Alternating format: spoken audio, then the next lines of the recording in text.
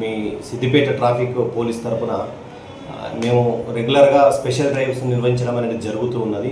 అందులో ముఖ్యంగా drunk and drive, తాగి వాహనం నడిపిన వ్యక్తులు ఎవరైనా సరే 36 ml/100 ఉంటే వాళ్ళ పైన మేము కేసు బుక్ చేయడం జరుగుతుంది. వారికి ప్రస్తుతము 10,000 రూపీస్ ఫైన్ అనేది కోర్టులో వేయడం అనేది జరుగుతుంది, లేదంటే జైలు కూడా పంపడం అనేది జరుగుతుంది. ఫస్ట్ సారి అయితేనేమో అదే వ్యక్తి మళ్ళీ రెండవసారి కూడా తాగి వాహనం నడుపుతూ దొరికినట్లయితే ఆ వ్యక్తికి తప్పనిసరిగా 15,000 వరకు ఫైను మరియు 6 నెలల వరకు జైలు శిక్ష కోర్టు ద్వారా వేయడం అనేది జరుగుతుంది. కాబట్టి మా నుంచి విన్నపం ఏంటిదంటే ఎవరు కూడా డ్రంక్ అండ్ డ్రైవ్ చేసి వాహనాన్ని నడపద్దని మా తరఫున పోలీస్ తరఫున అంతా కూడా ట్రాఫిక్ పోలీస్ తరఫున లా అండ్ ఆర్డర్ పోలీస్ తరఫున మేము విన్నవించుకోవడం అనేది జరుగుతుంది. అదేవిధంగా మైనర్ డ్రైవింగ్లో తల్లిదండ్రులు పిల్లలకు 18 సంవత్సరాల లోపు ఉన్న పిల్లలకు ఎట్టి పరిస్థితుల్లో వాహనాలు ఇవ్వద్దు.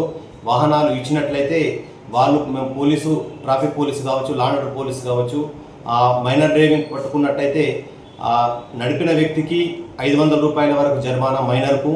అదేవిధంగా ఎవరి పేరు మీద అవుతుందో అయితే అనాథరైజ్డ్ పర్సన్ అవుతాడో, ఎవరైతే ఓనర్ ఆఫ్ ది వెహికల్ ఉంటుండో ఆ వ్యక్తికి 10,000 రూపీస్ ఫైన్ వేయడం జరుగుతుంది.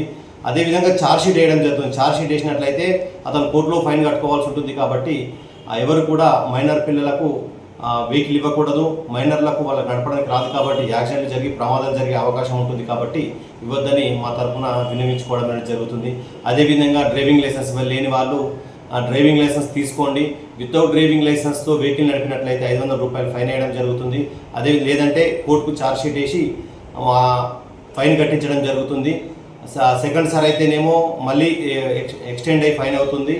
దాంతోపాటు వాళ్ళ యొక్క రిజిస్ట్రేషన్ని కూడా 6 months వరకు సస్పెండ్ చేయించడం అనేది జరుగుతుంది. కాబట్టి ప్రతి ఒక్కరు కూడా 18 సంవత్సరాలు నిండిన వారు ఎవరైనా వాహనాలు నడిపే వ్యక్తులందరూ కూడా వాళ్ళు తప్పనిసరిగా లర్నింగ్ లైసెన్స్ అన్న తీసుకొని తర్వాత మళ్ళీ రెగ్యులర్ లైసెన్స్ తీసుకొని వాహనాలు నడపాల్సిందిగా మా తరఫున విన్నపం చేయడం అనేది జరుగుతుంది. కాబట్టి ఇంకా స్పెషల్గా సౌండ్ పొల్యూషన్ కూడా